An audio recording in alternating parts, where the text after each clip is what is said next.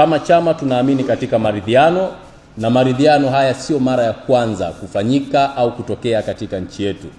Katika nyakati ambazo kelele na tofauti za siasa au kijamii na itikadi zinapoongezeka, jambo moja hubaki kuwa la msingi kuliko yote: hatma ya taifa haiwezi kujengwa juu ya misimamo mikali, bali juu ya uwezo wa kukaa pamoja na kusikilizana.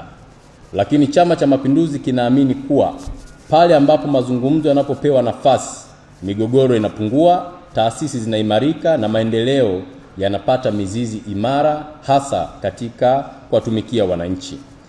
Ni katika muktadha huu tunatoa wito wa kushirikisha makundi yote: vyama vya siasa, viongozi wa dini, asasi za kiraia, vyama vya wafanyakazi, sekta binafsi, viongozi wa kimila, wananchi na wadau wa maendeleo katika mazungumzo na maridhiano, kwa sababu baadhi ya watu wanaamini kwamba maridhiano ni baina ya vyama vya siasa. Hapana, ni mambo ambayo inabidi yazungumzwe kwa upana wake, na nchi yetu ina vyama zaidi ya 18.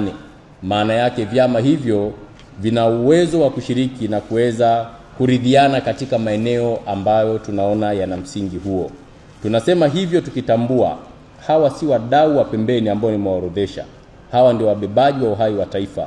Wanapochagua kuweka maslahi ya nchi mbele badala ya maslahi binafsi, wanakuwa si tu sehemu ya suluhisho, bali injini na mustakabali wa kudumu katika amani ya taifa letu. Kupitia falsafa ya Mheshimiwa Rais Dr. Samia Suluhu Hassan ya 4R, maridhiano, ustahimilivu, mageuzi na ujenzi upya, imefungua dirisha la historia ambalo halipaswi kupuuza. Sote tunafahamu kukubali kuzungumza si ishara ya kushindwa, ni ishara ya ukomavu wa kisiasa na busara ya kiuongozi. Mazungumzo si mbadala wa ushindani wa kisiasa, bali ni nyenzo ya kuhakikisha ushindani huo haugeuki kuwa chanzo cha mpasuko katika taifa.